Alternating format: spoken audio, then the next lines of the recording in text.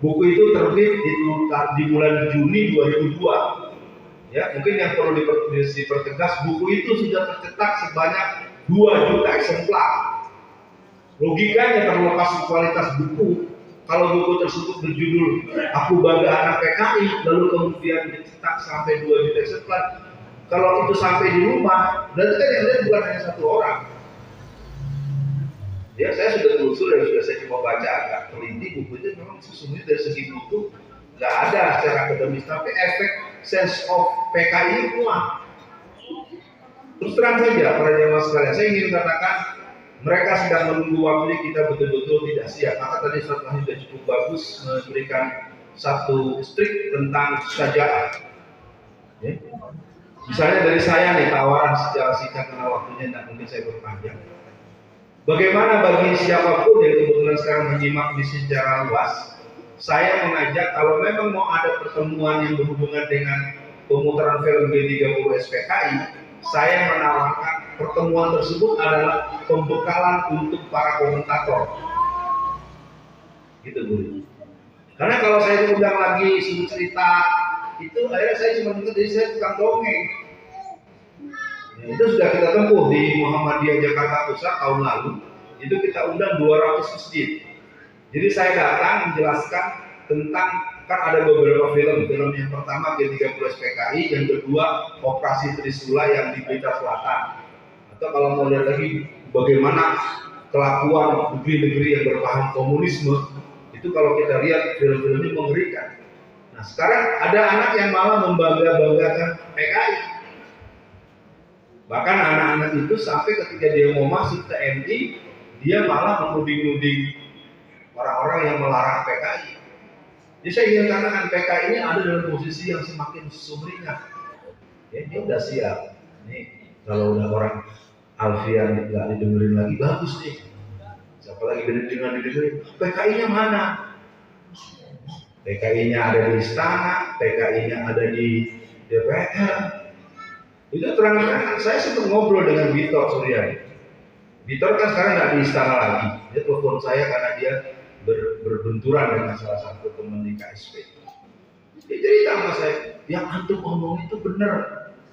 Sekarang kita semua tenang-tenang saja ya. Itu kan udah selesai. Tidak akan ada lagi orang berteriak dan menggunakan kaos palu arit. Karena palu arit itu per pemilu 2014 sudah menjadi penentu daripada seluruh kebijakan. 1. Dicabutnya Perda Syariah seluruh Indonesia per tahun 2014-2015, 3.134 perda syariah sudah tiada, sudah dibunuh. 2. Pidatonya dari orang yang bernama Cahyokumolo yang mengatakan perkembangan komunisme dan paham komunisme adalah sangat lancar dan besar. Coba bayangkan, pidato terbuka di depan Komisi 2. Tidak ada satupun DPR RI yang interupsi. Pak, Anda ngomong salah nih, bertentangan dengan Undang-Undang Nomor 27 Tahun 1999, Pasal 107 ayat A sampai E. Barang siapa orang yang menganjurkan paham komunisme, Leninisme, Marxisme, dan seterusnya diancam kurungan sekitar 15 sampai 20 tahun penjara. Sekarang itu bisa mengumumkan di dalam DPR tanpa adanya interupsi. Ya, terus terang jamaah sekalian, saya pikir saya harus membatasi sampai di sini dulu karena hal-hal lain bisa bersifat next ya. Di lain kesempatan kita perlu dengar breaking news informasi keumatan. Cuma mungkin saya menghimbau buat kita semua, mari menghitung kemungkinan terburuk. Ya, karena BBM naik tidak terbendung. Dulu naik Rp500 saja, nangisnya sampai 5.000 liter tuh air mata. Ya, sekarang malah tenang-tenang aja, malah dikit-dikit memuji-muji pemerintah. Ya, nanti pertalite ini di planning oleh beliau-beliau itu sampai 33.000 per liter. Ya. Saya nggak tahu mungkin saya salah dengar atau sayanya makanya kurang lihat. Ya. Tapi memang saya lihat permainan ini sudah disiapkan untuk kemenangan 2024 untuk orang yang ingin menang. Ya, makanya kepusingan. Tadi saya sempat telepon Faisal Asadab, ya, karena dia sedang dipolisikan. Saya telepon dia, "Sal, lu kenapa lo?" Ya, ini maaf nih, saya anak Betawi kan. "Enggak bang, Masalahnya bukan di situ, saya nggak ada ngomong-ngomong begitu. Buka aja rekaman omongan saya. Ya, saya pikir paham jemaah ini karena saya kayak enak menyebutkan dia soal karena ada sesuatu yang berhubungan dengan perempuan gitu kan. Tapi Faisal bilang saya nggak pernah punya omongan itu, saya nggak ada itu. Yang ada justru dia memang membongkar apa yang dikatakan oleh si Kamarudin 300 triliun dan itu terkonfirmasi lagi pada pusing semua. Saya pikir nanti Dr. Taufik dan Gus Nur yang akan bisa mendetailkan dari saya buat seluruh majelis anggota yang hadir atau jamaah yang hadir. Saya mohon maaf karena mungkin meraba-raba sejak dari forumnya saya harus ada di posisi apa. Prinsipnya saya tetap datang ke sini dalam semangat untuk belajar dan pandangan-pandangan bisa berkembang mungkin di lain kesempatan karena posisinya harus merupakan orkestra ilmu, orkestra informasi. Nggak bisa didominasi oleh dominasi. Saya baru ngomong 4 poin. Poin saya ada 22 ya. Nggak keburu. Sekian pemirsa sekalian, saya kembalikan kepada pemandu acara. Assalamualaikum warahmatullahi wabarakatuh. Waalaikumsalam warahmatullahi wabarakatuh. Jazakumullah khairan kepada Ustaz Alfian Tanjung. Baru sedikit saja sudah seperti ini ya. Nanti kita tunggu lagi Ustaz Alfian Tanjung untuk materi-materi selanjutnya. Berikutnya disambung Pak Taufik, mohon Pak Taufik. Waktu dan tempat kami persilakan. Ya, Bismillahirrahmanirrahim. Assalamualaikum warahmatullahi wabarakatuh. Alhamdulillahirrahmanirrahim. Asyhadu an la ilaha illallahul khaliqul alim wa asyhadu anna Muhammadan abduhu wa rasuluh as-shadiqul maksum. Wassalatu wassalamu ala sayyidil mursalin wa ala alihi wa sahbihi ajmain. Amma ba'du. Masyaallah luar biasa. Sebelah kiri ini sahabat saya. Jadi ketika orang reformasi dengan banyak partai, saya pernah mengatakan insya Allah ketua partai ini dulu alumni P3. Ya, kalau dia mengatakan bukan alumni, siapa bilang siapa? Ketua PKS, ketua PAK di semua tempat dulu pernah jadi alumni P3. Makanya ketika orang menjelekkan P3 itu masih ada hubungan emosional. Saya sih tidak tergerak mau gambarnya apa, tapi P3 ini punya sejarah. Ketika P3 ketua fraksinya Pak Ut ya atau Gus Yusuf Hasim dia yang keluar dari parlemen waktu di zaman Pak Harto misalkan undang-undang nomor 1 tahun 74 ya waktu menolak poligami ya. Jadi undang-undang nomor 1 74 itu kan warnanya adalah monogami ya. Baik, saya menambahkan aja sahabat saya ini ya. Kebetulan waktu saya nengok sahabat tuh si Anies, aku nggak nengok ya di Medai baru 2019.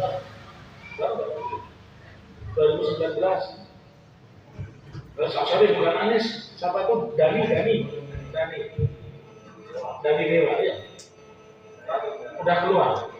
Oh ya, jadi saya tengok ada beberapa yang ingin saya sampaikan karena kebetulan besok itu saya pukul 10 saya terbang ke Jakarta untuk memberikan keterangan tadi bagi sahabat kita Kang Edi Mulyadi yang disebut menyatakan cip buang anak, tapi dia mau sebenarnya tanya sama beliau, sahabat saya orang Betawi sejak tahun 70-an yang namanya Cip Putra yang pada saat itu diberikan kepercayaan oleh Pak Ali Sadikin dan mengelola Ancol itu sudah lama bilang ini dulu Ancol ini tempat cip buang anak, tapi tidak pernah dipenjara kan ya sampai 2017 meninggal itu nggak pernah dipenjara. Sekarang aja si yang namanya siapa itu Kang Edi Mulyadi bilang Kalimantan itu IKN itu seperti tempat cip buang anak itu dipenjara. Persoalannya bukan di situ, persoalannya subscribe-nya Kang Edi Mulyadi itu banyak ya.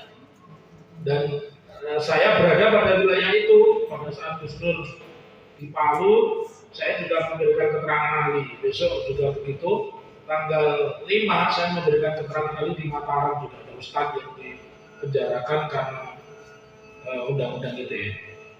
Ya. Nah tadi disebutkan sama beliau dan ini sebenarnya sindiran juga buat kita, autokritik lah ya. Autokritik besok kalau PKI memperingati ulang tahun, nah kita tanggal 30 selain pemutaran film harus ada diskusi publik seperti ini ya. Harus ada diskusi publik tentang jangan dianggap remeh. Ya. Pertanyaan yang paling mendasar, saya matikan dulu ini. Oke. Ini yang jadi pertanyaan yang pertama, sebenarnya PKI itu boleh tidak berkembang di Indonesia? Kalau Panglima TNI itu mengatakan memang KPM daerah tidak mungkin menyebut secara detail, ya. Tapi Undang-Undang 2297 sudah memasukkan larangan menggunakan atribut PKI itu kan yang saya bantah itu. Viral kan pernyataan saya itu bahwa saya menolak pernyataan Panglima TNI bahwa PKI itu sebagai ideologi sudah selesai dengan KPMS karena itu anak PKI boleh masuk. Nah, dia salah, dia kan tidak belajar bahwa di pasal 179 itu jelas di KUHP itu pasal baru, dimasukkan pasal baru. Jangankan ideologi PKI, kamu mengembangkan, menyebarluaskan gambar PKI itu sudah tidak boleh. Karena itu, Ibu dan Bapak momentum strategis ini memang harus kita lakukan dua hal. Satu, penceramah-penceramah itu harus menambahkan ilmunya abidnya. Ya.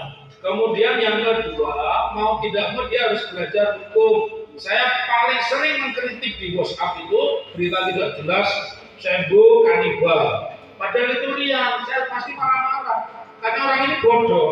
Dia berteman dengan saya tapi masih nge-share juga. Ya. Loh, Anda itu main-main tapi masuk penjara. Kalau masuk penjara nyari nanti orang yang ngerti tentang ITE. Untuk apa? Ya. Kalau kritik ya kritik kalian YouTuber itu di media terbuka. Jadi ini saya sampaikan, Anda punya WhatsApp group, ini namanya private community. Kalian mau caci maki siapapun itu tidak akan pernah kena pasal-pasal ini. Ya, makanya WhatsApp ini jangan cuma dipakai masyarakat. Ada juga orang itu bilang saya nggak pernah baca. Tahun 2007 di-share, peristiwanya padahal tidak di Indonesia. Sama seperti yang kemarin ada yang saya baca banyak terima. Ini tentara sama polisi berantem, padahal kejadiannya di Malaysia. Tapi orang ya di tambah-tambah ini orang seperti ini orang tidak akan pernah maju. Ya. Jadi banyak orang masuk penjara karena dia tidak mau belajar, tidak mau mengevaluasi dirinya. Ada orang yang punya apa, dapat itu langsung share. Memangnya buzzer, ya. Jadi belajarlah. Satu ketika memang harus ada perlu penceramah itu belajar tentang undang-undang informasi dan transaksi elektronik. Saya bisa ngomongin Pak Jokowi bukan promo, ya saya itu menyebut Pak Jokowi seperti Mbah Surip ya tidak kena pidana. Saya bisa membuktikan di mana letak Mbah Suripnya, ya. Tapi Anda berita yang tidak benar, ya. Anda share, Anda bisa kena undang-undang ITE, Anda bisa kena peraturan pidana nomor 1 pasal 14 dan 15 namanya Pak penyebar hoax, ya. Jadi yang masih rajin nyebar berita tanpa baca, tanpa sumbernya itu berhenti. Itu bahasa Jawanya namanya tangannya gratil, ya. Tangannya gratil itu nggak ngerti apa-apa, harus nge-share, ya. Yang terakhir itu yang namanya Sambo kanibal itu bukan Sambo, nggak ada urusannya, yaitu Rian. Orang saksi ahlinya Dr. Muni Nidris sudah meninggal tahun 2013, kalian masih sehat lagi. Itulah jebakan, ya. Jadi kalian mesti hati-hati untuk semua yang ada di sini. Nah, isu yang menonjol pada hari ini, kenapa Muslim itu selalu terpinggirkan? Karena Muslim tidak punya orang waras yang berlaku gila, atau sebaliknya orang gila yang waras seperti Kamarudin Simanjunta itu gila itu, ya. Itu gila tapi waras. Iya. Itu gila tapi waras. Nah, kita ini lucu, ya. Kita ini ngomong di WhatsApp rajin nge-share, tapi tidak pernah keluar. Sudah saatnya Anda semua yang di WhatsApp itu keluar, tampillah. Mungkin kalau ada YouTube, di komentar di YouTube-nya, jangan di komentar di WhatsApp-nya, like gitu. Tidak ada urusannya. Kalau mau pinter, ya, kalau mau nambah ilmu pengetahuan, kalau di WhatsApp ada YouTube, dibaca YouTube-nya.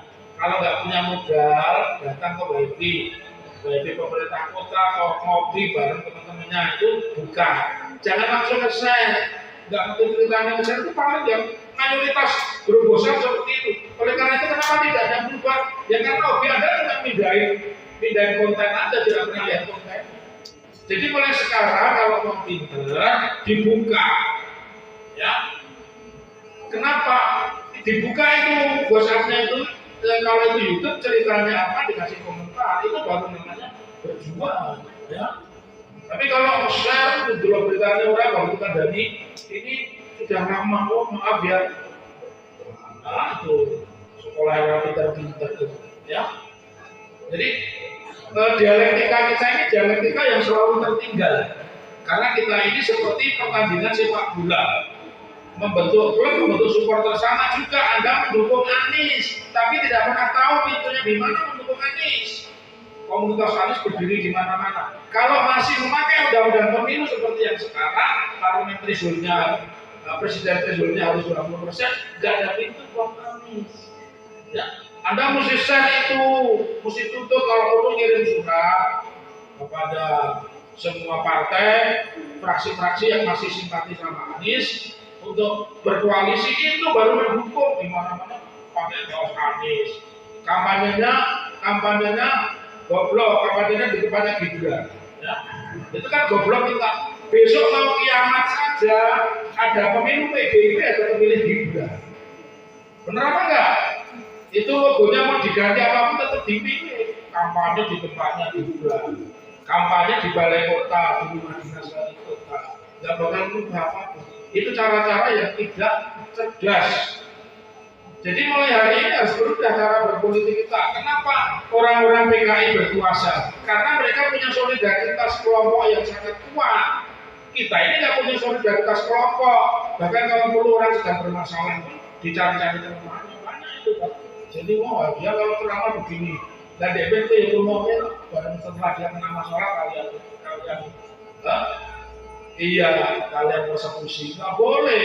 Kita tidak punya rasa solidaritas dan kita tidak pernah mau belajar. Salah satu belajarnya itu ya baca, tanya kepada orang yang lebih ngerti. Itu salah satu kita kalau ingin maju. Satu peristiwa penting pada hari-hari terakhir ini, ketidaktajaman kita. Sekarang ini memang momentumnya isunya tentang polisi. Jangan kalau ada orang bicara tentang polisi, revitalisasi, organisasi polisi, bilang pengalian isu. Kalau kamu punya isu, ya lempar isunya. Nggak perlu orang bicara tentang polisi, kamu pahit. Nanti kamu dapat roti juara main itu.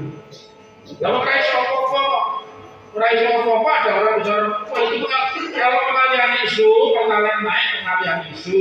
Pertama naik pengalian isu. Terus apa? Makanya muslimin itu kalau ingin menang harus cerdas. Kurangi semangat gerubiak-gerubiuk, benar nggak? Kesana kesini. Salah satu sebab kenapa HRS dulu masuk penjara, karena supporternya itu gerubiak-gerubiuk, bawa kesana suruh ceramah. Padahal dalam setiap aktivitas apapun beliau itu diawasi sehingga cari-cari kelemahannya. Ya. Karena itu momentum sekarang ini adalah saat strategis kita untuk melakukan revitalisasi dan reorganisasi polisi.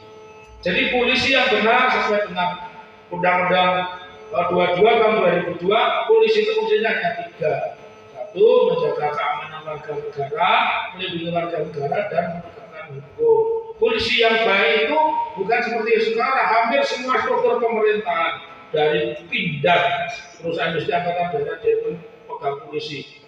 Kemudian imigrasi, bea cukai, ya. Bulog, ya, badan intelijen negara, semuanya dipegang oleh polisi. Kalau kawan kita lagi speaker tentang itu, Anda tanggapi, munculkanlah peristiwa-peristiwa itu. Karena kalau tanpa momentum memanfaatkan momentum Kamarudin Simanjuntak, kita tidak bisa. Lalu yang kedua, angkat isu itu jangan pendekatan agama. Betul tidak? Kalian yang kata FPI orang tidak alergi, tetapi Kamarudin Simanjuntak itu cerdas. Dia juga bicara FPI dan orang menerima. Jadi munculkan logika berdebat itu ya logika yang bisa diterima, akal sehat, bukan semangat kebencian. Yang ketiga, pesan saya ketika kalian ini medsos ada 4 yang tidak boleh dilakukan. Satu, jangan mengedit judul, ya. Kemudian yang kedua, jangan mengedit wajahnya. Misalkan wajahnya Pak Jokowi berubah dari ganteng kayak Tom Cruise itu ya kan? Jangan menyebar fitnah Pak Jokowi pintar bahasa Inggris, itu juga nggak boleh. Menyatakan bahasa Inggris, ya. Itu nggak boleh. Terus yang keempat, jangan menyerupakan orang itu dengan gerakan. Kan sering kan, Bapak Ibu ini terima gambarnya Pak Jokowi gendong perempuan, ya. Siapa sih gendong? Seperti itu desain itu mau apa ya? Itu kita kira dipakai. Sudah tahu itu nggak boleh desain besok dijeruk polisi dibawa, ya. Terakhir yang ingin saya sampaikan, sekarang ini pilar keempat demokrasi itu bukanlah surat kabar, bukan fisik, tapi media sosial. Guncangan yang kuat, kenapa polisi berubah haluan, kenapa sampai menetapkan Sambo sebagai tersangka. Jadi Sambo itu ditetapkan tersangka itu dengan perjuangan yang cukup berat. Pak Jokowi kan sudah bilang 3 kali tidak ada respon apapun. Kemudian datanglah Panglima TNI bersama Pak Mahfud menghadap Presiden. Ya, supaya orang ini harus berani menyatakan, dan sampai detik itu pun Pak Kapolri tidak berani menyatakan. Jadi Pak Kapolri itu didatangi oleh Kabar Intelkam, Komisaris Jenderal Ahmad Doviri, didatangi Pak Agus, Kabar Eskrim, ya, dan didatangi Pak Kapolri untuk mengumumkan 3 di antara mereka itu mau bukan diri kalau tidak menetapkan satu tersangka. Prosesnya seperti itu, ya. Dan inilah trigger, inilah pintu masuk tiket kita untuk membuka semuanya. Kuncinya satu, kalau kita berani, kita berilmu, mereka akan gentar sama kita. Ya. Tapi kalau Anda cuma jago copy master, ya, jago kandang, mainnya di grup, tidak akan mampu merubah apapun. Keluarlah dari WhatsApp group, mainlah medsos, mainlah di Facebook, mainlah di YouTube, komentari, nggak usah jadi YouTuber, cukup berkomentar, mendukung, itu sudah bagus. Itu salah satu cara kita merubah negara ini, karena salah satu hancurnya negara ini disebabkan oleh 2 hal. Satu, kita polisi itu kan ada 3 kan, good cop, polisi yang baik, jujur, ya. Bad cop, polisi yang jelek. Yang paling bahaya itu polisi urahan di agrikop, ya, termasuk kayak Sambo ini, ya. Ini namanya di agrikop, ya. Polisi urahan, ya. Pokoknya sak menangi dhewe, ya. Ono ya didukung Ganjar, ya. Dan kalau Kasito ini kan lagi jualan big, ya kan? Kasito ini lagi jualan big. Kasito itu kan tidak paham orang pembunuhan berencana kok tahanan rumah itu. Uang ini kena ITE itu diinisiasi di zamannya Pak SBY. Tujuannya satu, membatasi orang mencuri data lewat elektronik, bukan pasal pencemaran nama baik. Tapi di tangan rejim Gus Nur ini juga alumni ITE, Ustaz Alban Tanjung alumni ITE, ya. Ini karena dijadikan alat politik. Undang-undang PNS 63 tentang anti subversinya sudah bos, tapi undang-undang ITE-nya dipakai.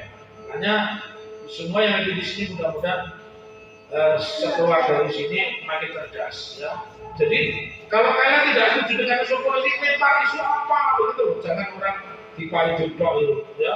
Mungkin atau nggak isu, hanya ngomong isu polisi, wah ini pengalihan isu, BBM naik pengalihan isu. Aku kalau Gus-Dur mangan bakso ya pengalihan isu. Terus apa yang mau? Nggih, lebih dan kurangnya mohon maaf. Assalamualaikum. Waalaikumsalam. Ya, cerdaslah dalam bermedsos. Monggo Gus, dilanjut Gus, dikayaki Gus. Sudah semakin malam Gus. Waktu dan tempat kami persilakan. Assalamualaikum warahmatullahi wabarakatuh. Saya berdiri ya. Alhamdulillahirabbil alamin, ya Allah, shallallahu wassalamu ala Rasulillah Sayyidina Muhammad wa ala alihi washabbihi ajmain, amma ba'du. Bapak Ibu yang dimuliakan Allah, calon penghuni surga semuanya ini ya. calon-calon syahid. Ojo amin tok berjuang ya. Metu toko grup WhatsApp ya, demo. Tidak ada perubahan yang tanpa pengorbanan. Tidak ada itu. Korban apa? Korban darah, keringat, air mata, harta, waktu, nyawa bila perlu. Harus ceder dulu. Nah, gitu kurang lebih seperti itu. Gimana? Mau ceramah panas apa dingin ini?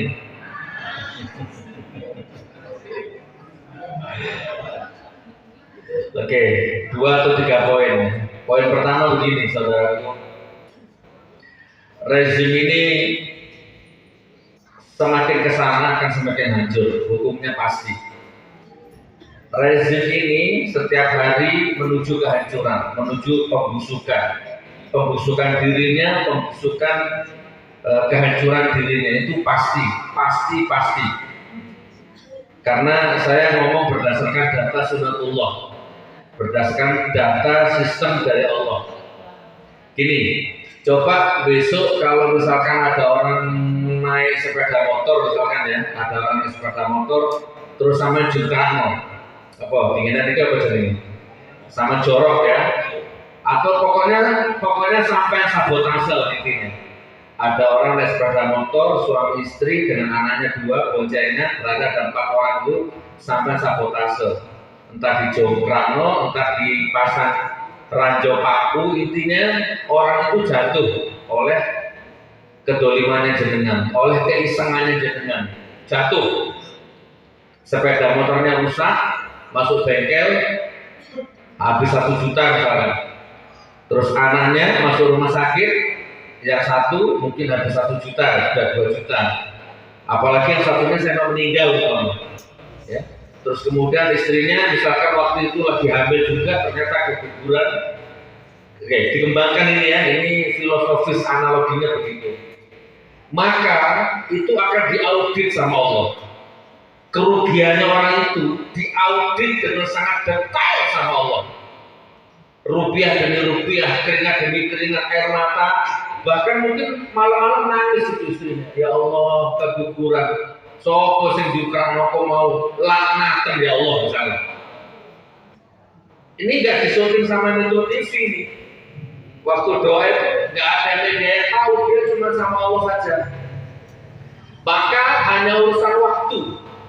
Bisa sehari, seminggu, sebulan, pasti antum hancur, pasti sampai hancur. Yang juga tadi. Dan hancurnya berlipat. Jadi kalau yang sama juga tadi itu mungkin kehilangan uang 2 juta, kehilangan motor, kehilangan anak 1, 2 dengan yang di kandungan atau apalah ya. Nah, antum bisa kehilangan anak 5. Mungkin ada nggak punya anak 5, tapi anak 1 tapi bisa cacat mentalnya, ya kan? Bisa cacat akalnya, bisa narkoba, bisa menghamili anak orang mungkin. Pokoknya dilipat gandakan aibnya. Dilipat gandakan kehancurannya. Jadi ibaratnya kalau di total yang naik motor tadi itu misalkan harga dirinya yang hilang 1 juta, terus rumahnya 1 juta, semua 1 juta, itu dilipat gandakan. Anda lebih hancur, lebih hina daripada orang yang naik motor tadi itu. Oh, jadi dikembang loh. Ini sistem, ini sunatullah. Coba kalau ada kuburan, tidak usah kuburan keramat, kuburan biasa coba, sama kencingi coba. Ini kuburan sofa gitu, tahu ini, walaupun nggak ada CCTV, nggak ada lihat. Maka demi Allah, sehari, sebulan, seminggu, sebulan, setahun, hidup akan hancur. Walaupun yang kamu kencingi itu bukan kuburannya wali, kuburan orang biasa. Artinya alam ini juga punya daya respon, Pak. Daya rekam, daya ini, alam ini juga CCTV, Pak. Gitu loh maksudnya. Jadi bukan polisi saja punya CCTV, Allah juga punya CCTV. Nah, CCTV-nya Allah itu ya ini. Setiap busana pas ini dideteksi oleh CCTV-nya Allah. Nggak percaya? Silakan. Ini ada kuburan lucur. Ada kuburan sama lucur. Maka hidupmu akan hina, sehina-hinanya. Apalagi kalau yang Anda kencing itu makamnya kekasih Allah, wali Allah. Walaupun nggak ada yang rakyat gitu loh, paham maksudnya ya? Nih saya belum tak jelaskan kemana maksudnya. Ini tak giring-giring dulu pikiran jenengan biar encer. Buhul-buhulnya biar lepas dikit-dikit gitu. Maka saya sampaikan rezim ini pasti hancur, pasti hina. Kenapa? Terlalu banyak rakyat yang dihinakan martabatnya, terlalu banyak ulama yang dihinakan kehormatannya, dan terlalu banyak rakyat yang dibunuh masa depannya. Maka rezim ini pasti hancur tanpa ada berjuang sekalipun. Ya, tapi saran saya Segoro menyarankan Anda harus berjuang, jangan diam, gitu ya. Rezim ini hancur, saudara. Karena tiada hari tanpa menganiaya rakyat, tiada hari tanpa bohong. BBM tidak naik, ternyata naik. Ya, semuanya bohong.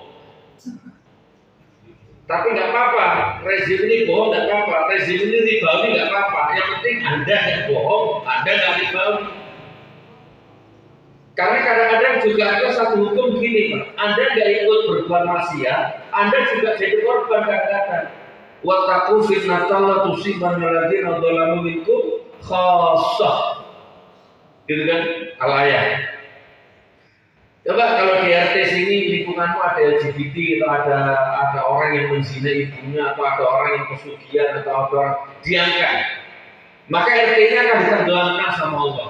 Walaupun Anda tidak ikut apa-apa, Anda tetap ikut tenggelam. Pilihannya dua, tenggelam masuk surga tanpa hisab atau tenggelam masuk neraka tanpa hisab. Kalau Anda tegur dia, kamu lagi binti di sini. Tapi dia tetap, maka azabnya datang, Anda juga ikut tenggelam di bawah tsunami-nya, mungkin Anda masuk surga tanpa hisab. Karena sudah gugur kewajiban. Antum sudah mengingatkan. Nah, jadi ini akan ada tsunami ini, makanya kita bikin baterai ini. Kita bikin sekoci kecil dulu, Ustaz Taufian. Jadi Segoro ini sekoci, Ustaz, tapi akan dibahasanya baterai. Nah, dulu munggau, kadung mateo bersama rezim ini. Karena rezimnya akan mate, akan bongkok rezim. Ah, ini tolong, monggo, hati-hati. Jadi apa maksudnya poin yang pertama ini? Yang pertama, hati-hati. Biarlah rezim ini yang bejat, pembohong, munafik, penjilat, penipu. Biarlah antum gak usah ikut. Biarlah rezim ini mendewa-dewakan riba, Anda gak usah ikut. Gak usah ikut.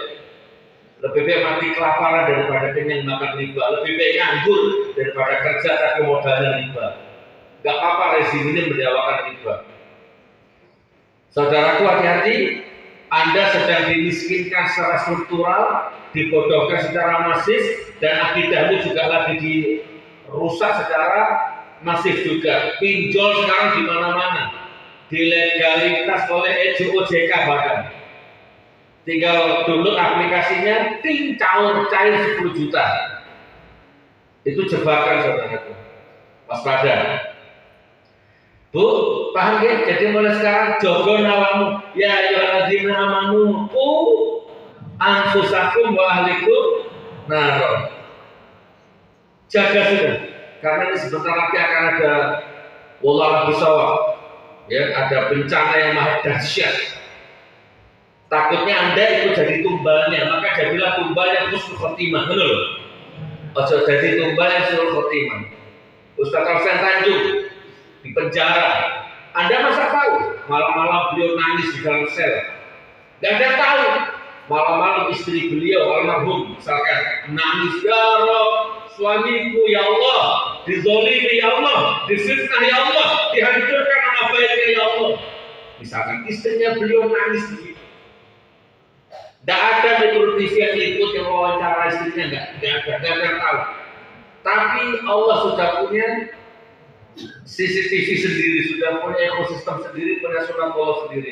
Maka setiap butir air mata istrinya beliau, setiap desir hati beliau di dalam tahanan diakumulasi sama Allah.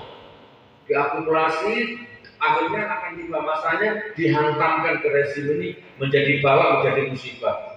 Jangan-jangan Sambo ini juga akumulasi salah satunya adalah kezalimannya terhadap Ustaz Alfian Tanjung. Itu doanya istrinya beliau kan begitu Pak. Akumulasi. Gitu saudaraku. Ya Allah, jaga mulai sekarang. Ya jaga, jangan ikut terseret terseret kemaksiatan rezim ini. Mentalnya yang kuat saudaraku ya, awas loh ya, terutama duit ini. Waspada ya. Terutama duit. Waspada saudaraku ya, ini duitnya unlimited ini. Gak ada serinya ini duitnya ini. Insya Allah ya, alhamdulillah doakan kita ini istiqomah di ranah itu. Ya.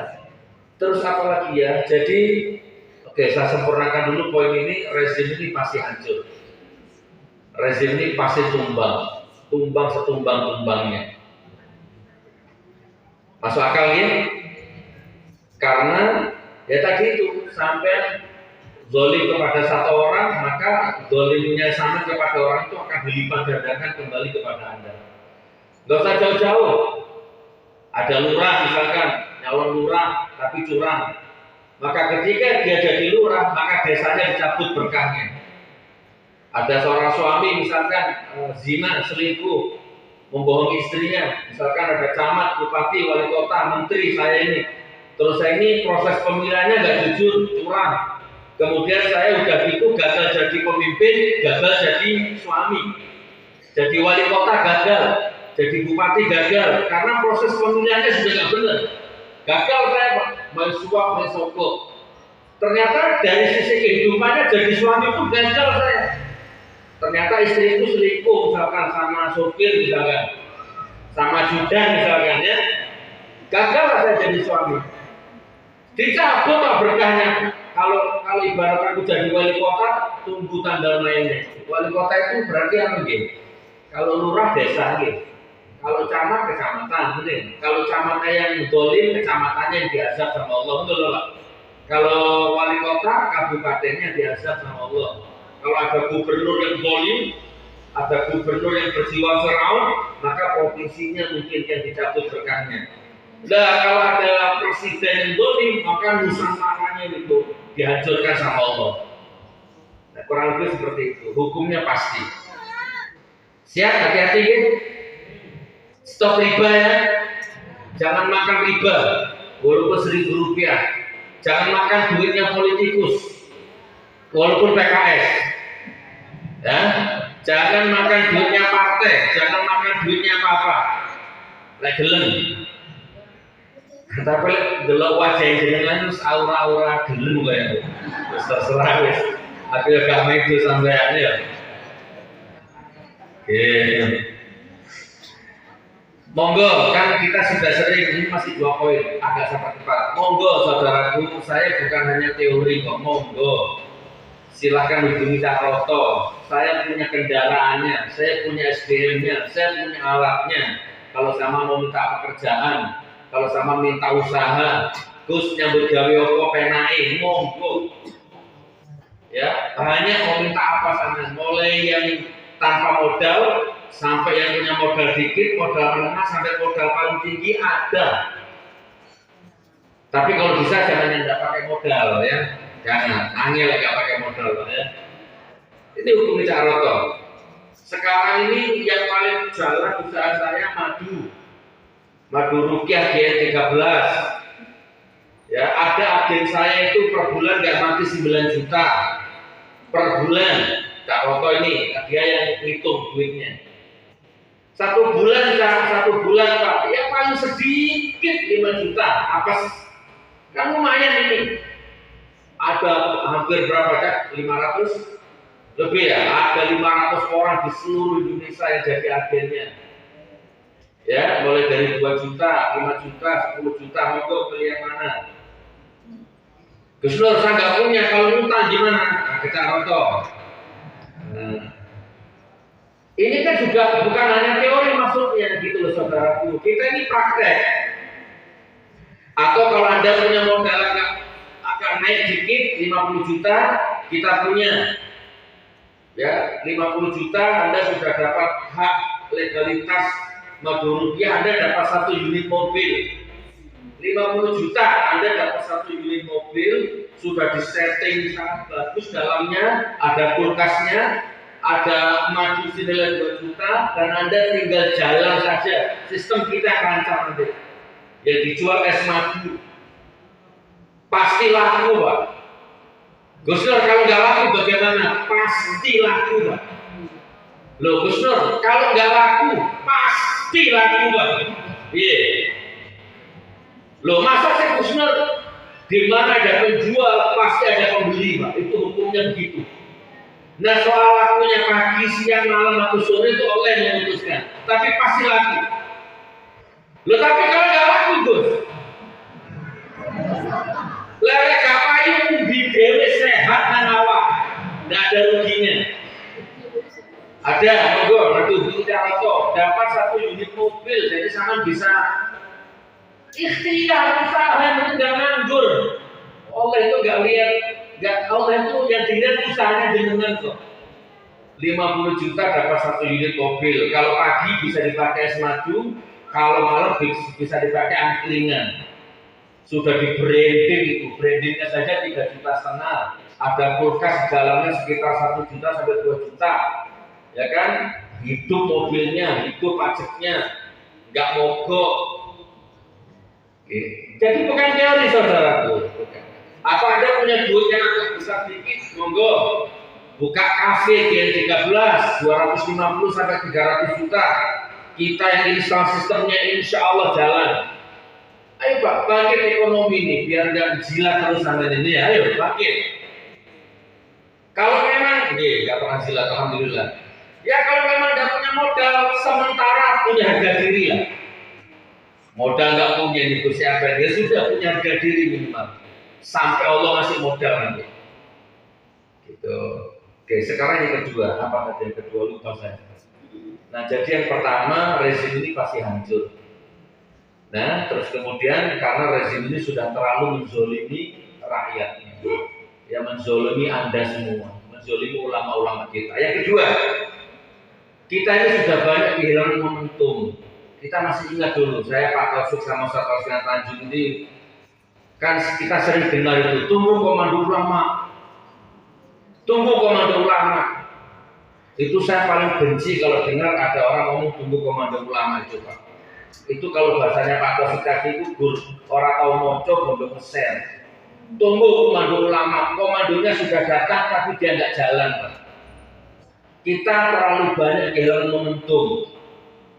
Sampai Ustaz Taufik Tanjung tadi menceritakan seorang Cahyokumolo ceramah di depan DPR, ngomong di depan DPR bahwa apa tadi itu PKI masih macam-macam itu nggak masalah dan tidak ada satupun anggota DPR instruksi. Itu karena kita kehilangan momentum, Pak. Habib Rizik tangannya di Bogor itu sudah momentum kalau sama tahu, Pak.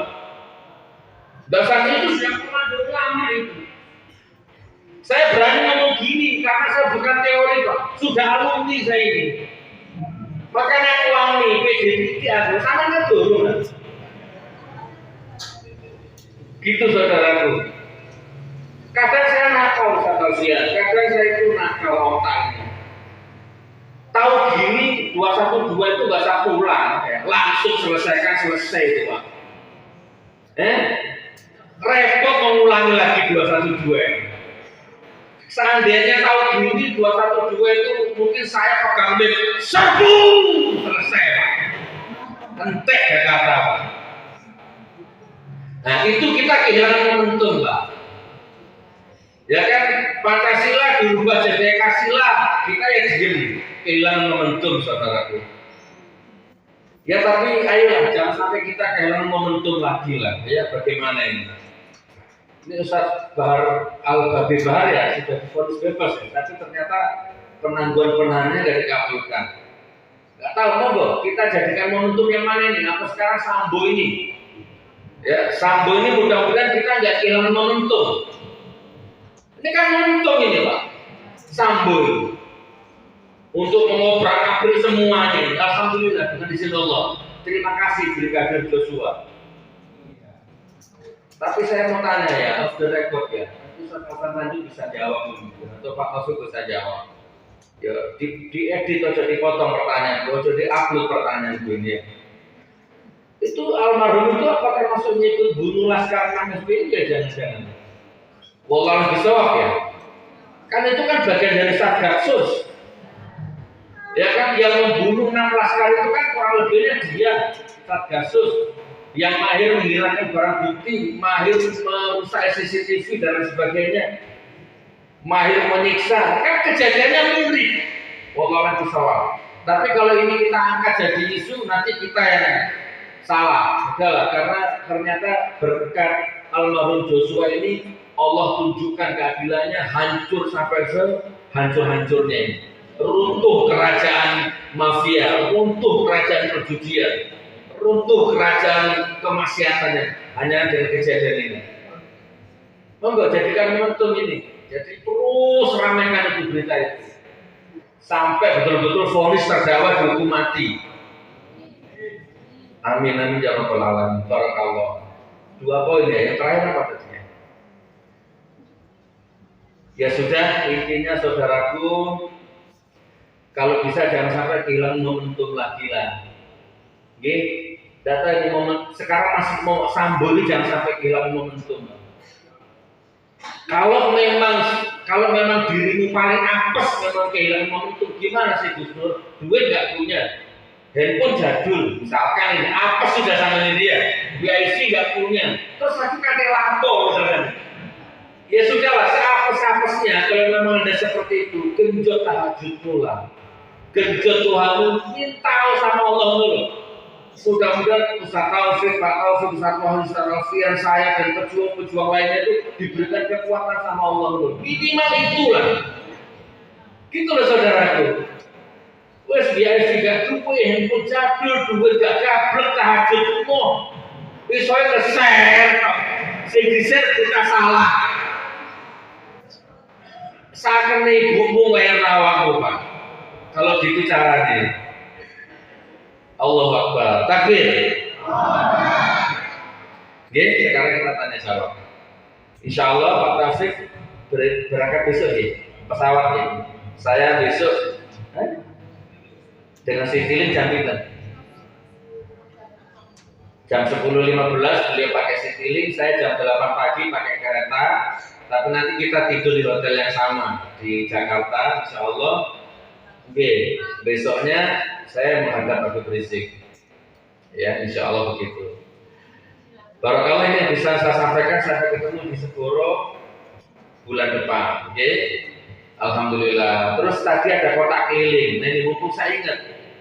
Kalau memang sama nggak punya momentum yang lebih luas, ya kotak itu sebono nasi bodi gitu.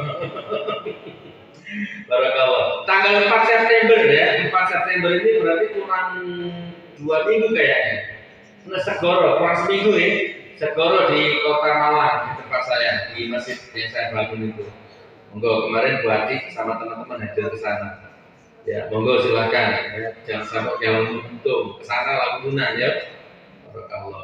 Tuh, wabillahi taufiq wal hidayah. Wassalamualaikum warahmatullahi wabarakatuh. Ya, terima kasih kepada Gus Nur atas pemaparannya. Sesi selanjutnya adalah sesi tanya jawab bebas. Jamaah sekalian mau mengutarakan pertanyaan kepada Pak Materi. Waktu dan tempat kami persilakan untuk jamaah. Monggo.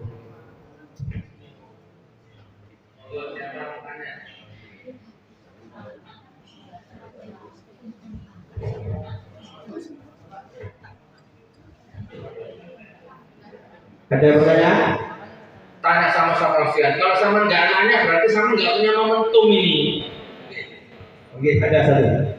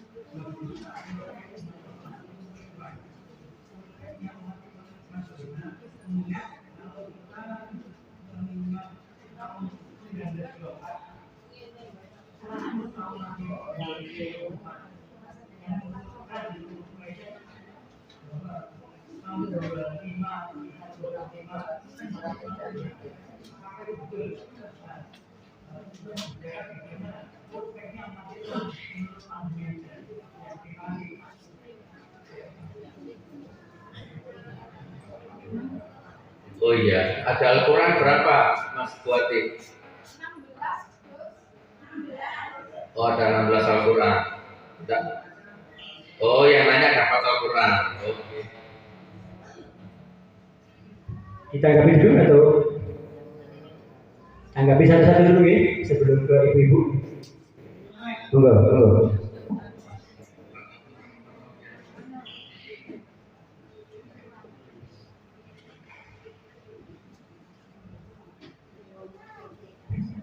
2024-2025 menjadi momen kebangkitan Islam. Bagaimana menurut para pemateri? Begitu nih Pak? Ya, nanti dilengkapi aja. Kalau lebih tahu sebenarnya yang paling tahu itu apa namanya si Gus Rara, Mbak Rara ya yang tahu. Nah, dukun mati bayar 300 juta ya. Pembalapnya malah belum dibayar. Singitan tambah dulu. Jadi kalau ditanya, jadi begini, setiap perubahan itu membutuhkan momentum. Momentum itu tidak boleh kita lepaskan. Kita tidak akan pernah bisa menciptakan momentum dan Allah selalu memberedarkan kejayaan dengan cara yang berbeda. Dulu tahun 98 triggernya mahasiswa, 8 mahasiswa Trisakti ditembak ya. Itu bukan tanpa sengaja karena memang harus butuh momentum. Jadi apa yang dibilang Gus Dur, Ustadz Alfian, Ustadz Wahyu, memang tidak boleh sedikit pun momentum itu lepas. Salah satu yang terpentingnya adalah kita tidak boleh takut, kita tidak boleh berangan-angan. Karena poin-poin krusial itu terjadinya bukan sekarang. Kenapa sekarang kita masih kuat di saat-saat dunia sedang resesi? Ya, karena kita diciptakan oleh satu tokoh lewat namanya buzzer. Semua persoalan di Indonesia ini dijawabnya buzzer. Persoalan ekonomi buzzer, persoalan hukum buzzer, persoalan sejarah buzzer jawabannya. Nah, kita tidak pernah main di wilayah itu. Ya, kita mainnya masih main domestik. Mainlah kalian di ruang-ruang publik. Jadi perubahan itu hanya akan bisa terjadi kalau kita keluar dari ruang privat ini privat. Sak bengok-bengokin baca ngomong di sini misu-misui orang di sini. Lah ngapain kamu misu-misu gak tahu apapun kalau kamu berani sama teman. Keluarlah dari wilayah itu. Lalu yang kedua, kita tidak akan pernah bisa melakukan perubahan kalau kita tidak bersinergi. Ya. Sejarah tidak berulang dalam waktu yang sama. Tidak mungkin kita berharap mahasiswa turun ke jalan karena mahasiswa disibukkan dengan persoalan-persoalan akademis yang begitu padat. Saya pun sebagai dosen itu harus bergerak. Ya. Kita hari ini ngajar, nanti siang itu sudah online, besok sudah suruh nguji, jadi harus nggak ada waktu. Ya. Terus kalian mesti punya keyakinan bahwa negara ini akan berubah. Negara ini sudah terlalu didominasi oleh kekuatan polisi dan hanya satu-satunya di dunia polisi itu di bawah presiden. Yang bisa mencopot Sambo itu bukan Pak Kapolri, itu Jokowi SK-nya itu, Kapolri itu ada atas nama saja. Jadi betapa luasnya pekerjaan polisi dari hulu sampai hilir itu dilakukan oleh polisi. Karena itu munculkan wacana-wacana, gagasan-gagasan kalian. Dan kita pun juga punya keyakinan kalau kita memang mau berubah, kita juga hijrah. Salah satu bentuk hijrahnya, Anda harus punya keberanian. Kalau nggak punya keberanian, cuma merasa di sana, kirim rono, nggak rasa dari ini, kan buka YouTube ya orang gendeng, ya orang diwajib di share. Padahal itu zaman bahula, sudah tidak up to date lagi. Terus mau tidak mau yang berubah dalam pendidikan politik. Jangan selalu ngomong kita ini persoalannya sudah sangat jauh dijauhkan dari kehidupan politik. Ya, kita dijauhkan dari kehidupan politik sudah teramat jauh. Kita menganggap politik itu tidak penting. Akhirnya yang duduk di kursi DPR adalah kelasnya burung perkutut, ya. Ya kalau baca itu berita di Babe, di semua berita itu ngambil pernyataan saya tentang burung perkutut, ya. Jadi memang mereka memang begini-begini aja. Siapa yang bisa melakukan perubahan kita semua yang ada di masjid ini? Tapi, ya, kalau antum sudah berani keluar dari ruang domestik ke ruang publik, ada pengajian didatangi, ada pengajian tanya, ya, insya Allah perubahan itu akan terjadi. Dan kalau tadi dibuka dengan 2025, persoalan utamanya kenapa negara ini tidak tumbang-tumbang, karena dulu yang demo soal kenaikan BBM, ya, Pak Jokowi ini dalam 2 tahun pemerintahan BBM, dalam dua kali pemerintahan sudah 13 kali menaikkan BBM, ya. Kenapa persoalannya? Karena dulu yang teriak-teriak demo itu sekarang diomongin semua bahasa itu. Salah satu kenapa BUMN itu rontok, ya, negara ini kan orang Jawa ini kan unik, ya. Uniknya apa? Mobil jadi motor, ya. Bensin jadi bensin, ya. Pertamina jadi rugi, Ahok jadi badi, kan gitu. Kira-kira begitu, ya. Jadi jawabannya Anda keluar dari ruang privat, masuklah ruang publik. Di wedangan yang ngomong politik, di tempat jalan ngomong politik, jangan takut. Mereka saja tidak takut minta 3 periode kok. Betul nggak? Kenapa kamu takut ngomong ganti presiden? Kenapa kamu takut ngomong ganti Kapolri? Itu pikiran-pikiran kamu, itu hak politik kamu. Ya, paham tidak? Mulai sekarang keluar minta ganti Kapolri, minta ganti, karena Kapolri tidak akan mampu memberikan perubahan apapun. Orang-orang yang ada di pusaran keseruan-keseruan tadi dulu bekas anak buah. Anda kalau lihat videonya kan, ketika Pak Sini datang itu ada Sambo, ya. Ketika Pak Kapolri mau jadi Mendagri, fit and proper di Komisi 3 ada Sambo, ya kan begitu. Jadi kalau orang berbuat negatif saja berani, Anda berbuat positif harus lebih berani. Kalau ada teman kita ditangkap polisi rame-rame di kantor polisi, berani enggak? Tenang nih, saya tanya demo, ngomong Pak saya tidak bisa izin kerja Pak, mau perubahan negara saya tidak izin kerja. Suwe, itu gitu. Kira-kira begitu. Oke, satu. Tunggu.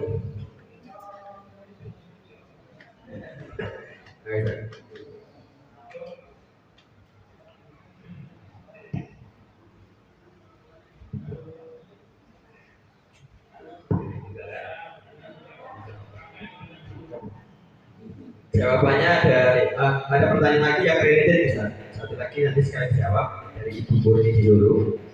Bagaimana Ustaz menghadapi pilpres nanti? Sekalian Ustaz. Jawab. Perbincangan ini sebetulnya perbincangan yang harus dipanaskan terus, gitu ya. Saya dengan Ustaz Taufik ini kan sama-sama aktivis politik praktis, ya. Kita itu selalu sering memperbanyak pembagi, selalu sering berpikir bahwa kita tidak perlu memenangkan teman.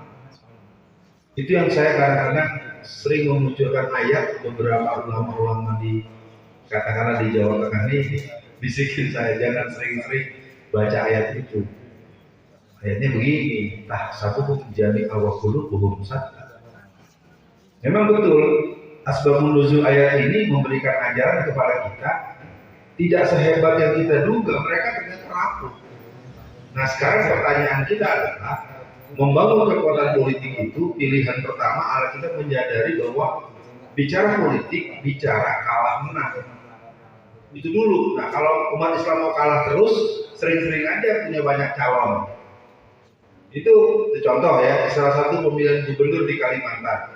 Saya sudah bilang, waktu itu calon cuma 2 pasang. Satu dari tokoh Islam. Ya, perolehan suaranya di atas 40. Di atas 40-an. Bahkan hampir 70. Dari kelompok non-muslim itu ada sekitar 40 kurang sedikit lah gitu, 30-40-an. Ternyata di kelompok Islam tidak mau menahan diri untuk tidak memunculkan calon baru. Saya perlu sampaikan ini karena ternyata gampang diiming-iming. Bapak, saya nggak bisa bahasa Jawa. Bapak ini kan tokoh yang paling berpengaruh di Jawa Tengah ini, maju saja.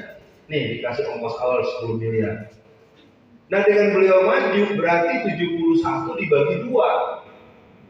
Ya terus terang saja saya ingin katakan, sebetulnya kalau mau kita buka-bukaan, kekalahan kita di mana-mana pertama kita baru serius kalau sudah mepet. Udah di ujung perjalanan baru. Ingat saya waktu pilkada di Solo tahun 2015, ya saya memang agak terlambat dan nggak sempat juga berinteraksi intens dengan Pak Taufik yang punya kemampuan secara taktis maupun praktis. Nah persoalannya adalah akhirnya kemudian kita tidak mampu memahamkan kepada masyarakat 77% warga Solo ini Muslim. Tidak bisa didekati dengan pendekatan sinergi antara kekuatan tradisional dengan kekuatan-kekuatan yang mungkin punya basis keilmuan yang memadai. Nah sekarang yang perlu kita baca buat teman-teman, pertarungan memang sebetulnya kita sudah nggak direkan kalau bahasa Jakarta. Kita tuh tidak pernah punya seperti yang disebut oleh Ustadz, apa tadi saya belum hafal Mas Wahyu tadi, itu kita nggak punya keyakinan bahwa kita bisa menang. Saya punya pengalaman ya, memenangkan salah satu wali kota di Lampung Utara. Walaupun saya nggak pegang uang, saya nggak punya posisi sebagai orang yang punya SK, tapi kita bisa bikin menang. Salah satu prestasi kami tim Jakarta itu menggagalkan Ahok. Ya, kalau dibahas seperti mungkin tidak secara terbuka, paling tidak kerja kita sistematis. Ketika ibu-ibu mengembalikan sembako, mengembalikan amplop, Ahok, gua nggak doyan sembako lo, itu dipulangkan oleh ibu-ibu. Apa yang dilakukan oleh kita waktu itu? Kita melakukan diantaranya ibu-ibu tersebut diberikan pembekalan wawasan perjuangan politik praktis. Komandannya Ibu Nurdiati Ahmad. Jadi Jakarta Pusat, Jakarta Barat, Jakarta Utara, Jakarta Selatan, ustazah-ustazah yang punya jadwal mengisi pengajian antara 38 sampai 90 majelis taklim per bulan itu diundang oleh Bu Nurdiati Ahmad. Udah, saya dipaksa, Alfian kamu kesini. Kamu terangkan ya ada apa nanti kalau sampai kita kalah. Ya. Jadi kekuatan perjuangan politik itu ada di kalangan emak-emak dan milenial. Nah sekarang mari kita cek di ruangan ini. Ya. Ada berapa yang usianya 17 tahun sampai 25 tahun? Ini persoalan-persoalan. Karena musuh-musuh para dosen, musuh-musuh para guru besar, musuh-musuh itu sering-sering kalau bukan menantunya ya anaknya. PKI yang sedang bangkit, saya berapa kali dapat keluhan dari para guru-guru besar atau para sesepuh-sesepuh yang usia 70 tahunan. Ustadz, saya udah Ustadz bahaya PKI bangkit, tapi saya bertengkar sama menantu saya, dosen UI. Iya, dosen, umurnya baru 25 tahun, 26 tahun. Ya, buat dia PKI itu nggak ada, yang ada itu teroris, yang ada itu radikal. Jadi sekali lagi, kalau bicara kemenangan-kemenangan dalam skala perjuangan politik dalam skala nasional, saya tidak melihat hal itu bisa disebut secara spontan. Pertama dengan adanya PT 20%, itu logikanya kan sangat memalukan. Kita menetapkan 20% tetapi hasil pemilu 2019. Lucu kan? Bagaimana kita mau memilih presiden yang baru di sini, tetapi hasilnya hasil 5 tahun yang lalu. Kenapa tidak pilpres di bawahnya kemudian ke sana? Sekali lagi yang paling umum, keberanian bicara politik. Nah, jangan bicara politik. Jadi kalau bicara politik, jadi akhirnya kita tidak mengerti bicara politik itu dia hanya merebut ketua RT, ketua RW. Itu adalah hasil kongres di Dewan Gereja tahun 2007 untuk merebut seluruh RT dan RW se-Indonesia. Maka jangan heran membangun gereja itu per tahun itu 466%. Karena ketika mereka ingin bangun, izin segala macam sudah selesai di tingkat RT dan RW. Sementara kalau bapak dicalonkan jadi ketua RT, istrinya merengut. RT, dia capek. Coba kalau Pak mau kemana? Mau ngambil itu formulir, mau calon wali kota Solo. Wah nanti ibunya siang-siang ke salon. Mau kemana? Calon ibu wali kota. Ya, giliran RT nggak mau dia, giliran RW nggak mau, giliran wali kota daftarnya belum, salonnya 13 kali seminggu, jadi kelihatan calon ibu wali kota. Nah mungkin paling penting mungkin sekarang adalah bagaimana kita punya pengetahuan yang secara kajian mungkin ini sebagai hal yang bersifat penyadaran, tapi hal-hal yang bersifat resep, yang bersifat analisis SWOT, yang bersifat langkah-langkah, mungkin kita bisa membaca ulang 25 gagasan KF Purwakarta yang pernah mengingatkan kita untuk jangan mengulangi kelakuan-kelakuan kita yang akhirnya membuat kita kalah sebelum berperang. Artinya para bapak dan ibu saudara sekalian, persoalan-persoalan perjuangan umat Islam ke depan ini sebenarnya kalau misalnya momentumnya adalah sekarang kita terus melakukan regulasi gerakan secara sistematik. Maka pengajian-pengajian mulai harus pertama menurut saya membuka kembali lembaran sejarah perjuangan umat Islam. Pemilu tahun 1955 itu panitianya Masyumi. Tapi kita bisa tahu Masyumi itu bisa menang 73% dapil secara dapil. Ya, ada 15 dapil itu 11 dapil itu menang semua. Kalahnya cuma di Jawa Tengah sama di Jawa Timur. Ya, isinya banyak. Nah, saya pikir dari pertanyaan tadi untuk sampai pada kemenangan itu kata kunci dari saya kita perlu merancang kemenangan. Merancang kemenangan berarti kita harus mempunyai data diagnosis yang cukup. Nah ini kelemahan kita, betul kata Pak Taufik tadi, bahwa kita sering berbuat di ruang gelap. Kita tidak mempunyai analisis dan terus terang saja sampai hari saya tidak punya pengetahuan di mana misalnya ada lembaga riset tentang dakwah, ya. Riset dakwah itu bisa database, misalnya di Jawa Tengah nih, sebenarnya ada berapa jumlah masjid? Ada berapa jumlah agnia yang memang tangannya ringan dan mudah dan murah untuk memberi? Kita kebingungan, akhirnya yang dicanteli, yang digodeli, yang digeledotin, dia lagi. Coba deh kalau kita kenal ada tokoh yang dianggap uangnya cukup, dia terus. Jadi karena yang bersangkutan pusingan juga, nih waduh, ya. Untuk ini yang 10 juta dia, yang 100 juta itulah semua. Yang lain aku nggak punya uang. Ya, yang saya temukan banyak mengeluh bahwa dia miskin, padahal yang saya tahu dia orang yang paling kaya di kampung itu. Nah, jadi jawaban yang paling perlu saya pikir ini majelis ini, mari setiap jadwal yang sudah diketahui dan Gus Nur juga sudah mengagendakan, teman-teman agar datang dan saya juga kalau sedang ada mungkin saya tetap tidak harus jadi narasumber, saya bisa di tengah, bisa mencatat dan bertanya gitu ya, boleh kan? Jangan, nggak boleh, kan itu guru besar ya. Ya kalau saya mungkin dari saya mungkin yang paling pentingkan, ini kan ada persoalan serius. Saya kan di sini sudah hampir 3 tahun. Saya ikuti, kita ini banyak sebetulnya 4L. Iya, coba deh kalau nggak percaya. Iya. Jadi ketika kita coba kalkulasi untuk memenangkan konsentrasi yang berhubungan dengan politik, nggak kayak itu, jumlahnya nggak masuk. Karena dalam riset resmi bahwa kelembagaan masjid, kelembagaan pesantren itu hanya bisa memobilisir 15% saja potensi suara untuk urusan politik. Jadi di masjid itu cuma bisa menghasilkan suara sebanyak 15%. Jadi kalau muter-muter itu baru politik umat. Belum tadi itu PKS disebut-sebut. Nah, PKS-nya, PAN-nya, nanti Partai Umat udah cuma 15% dibagi 6. Coba bayangkan, udah ketahuan kalah udah. Nah kalau mau menang dari sekarang, siapa yang ngurus di bagian pasar, siapa yang ngurus di bagian parkiran, siapa yang ngurus di bagian komplek, itu tidak terbagi.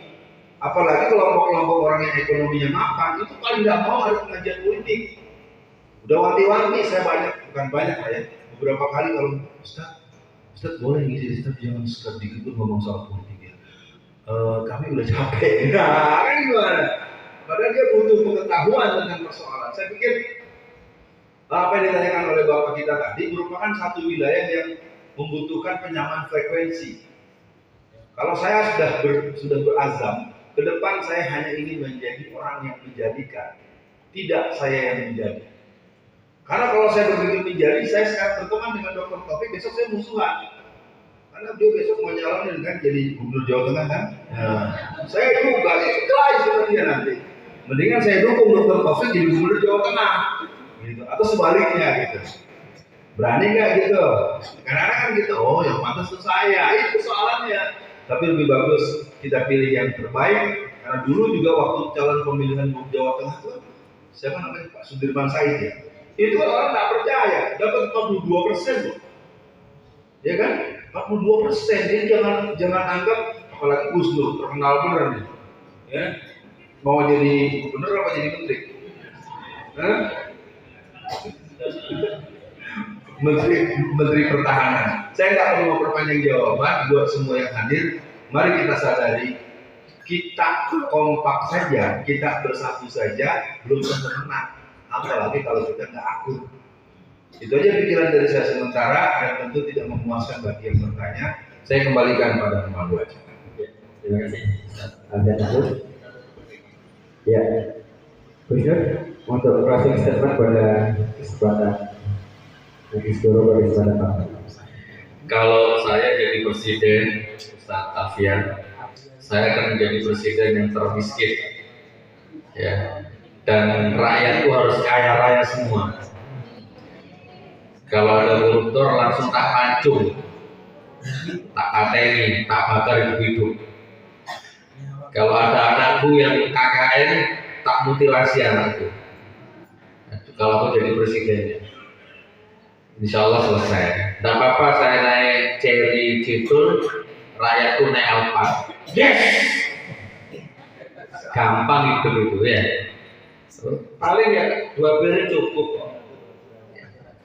Di Uruguay itu, presiden Uruguay itu non Muslim, tapi dia dengan berapa? 7 juta aja cukup dia sebulan. Gajinya 150 juta, semuanya disedekahkan ke rakyatnya. Dia cuma ngambil yang 7 juta. Non Muslim ya, Uruguay. Nah, ini ada presiden Wakanda ini, nggak ngerti harusnya apa pola pikir. Rakyat terus kejat-kejat, tambah diidak-idak kemudian. Ya, jadi kurang lebih seperti itu. Memang mudah-mudahan kita minta kepada Allah sebagai solusi terakhir. Berjuang sudah, bersuara sudah, macam-macam sudah, dan sekarang sebagai solusi terakhir minta kepada Allah, ya Allah, di semua batas kemampuan kami sebagai hamba, tetap kami mohon selamatkan anak cucu kami, selamatkan negara kami, selamatkan agama kami. Kan gitu ya? Beri dengan pemimpin yang amanah, yang ada Basyirah di hatinya, ada Nur Muhammad di hatinya, dan lengserkan, tenggelamkan, hancurkan, selesaikan ini ya Allah, rezim munafik laknatullah ini ya Allah. Nah, kita berharap seperti itu. Sebagai closing statement, sekali lagi Bapak Ibu, minimal tahajudlah. Oke?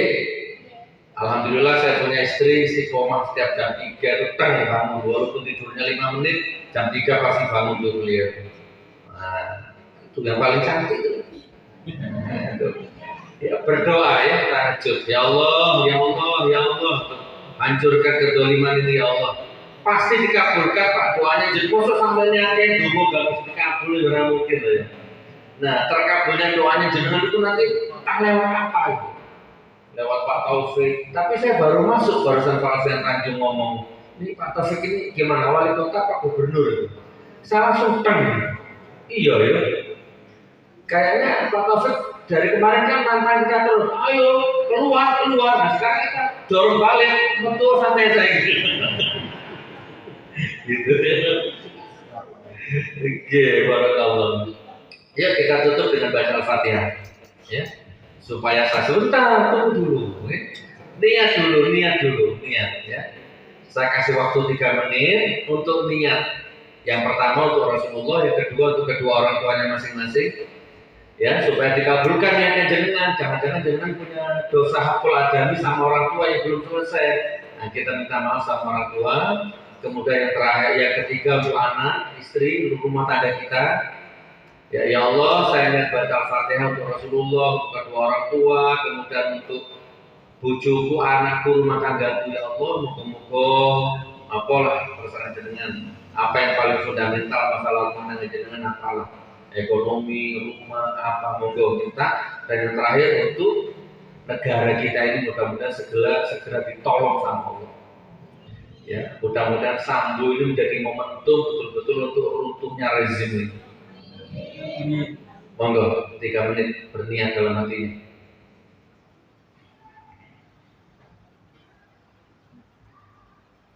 Kabulkan ya Allah, kabul ya Allah, niat saudara-saudaraku ini ya Allah.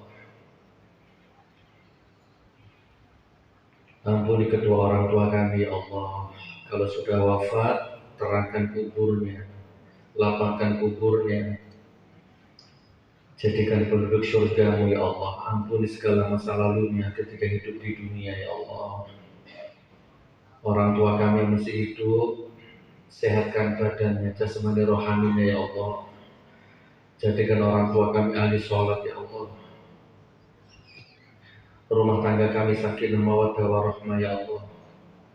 Jadikan istri-istri kami menjadi wanita soleha, sabar, ikhlas, menerima kekurangan suaminya. Jadikan kami suami-suami yang soleh, suami-suami yang bertanggung jawab, suami-suami yang bisa menjadi kebanggaan untuk keluarganya.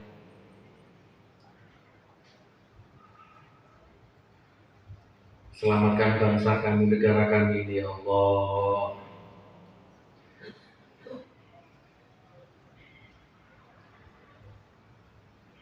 Saudaraku, baca surat Al-Fatihah di dalam hatinya, yang panjang pendeknya yang benar, makhrajul hurufnya yang benar, yang tumaninah. Al-Hadini Al-Fatihah.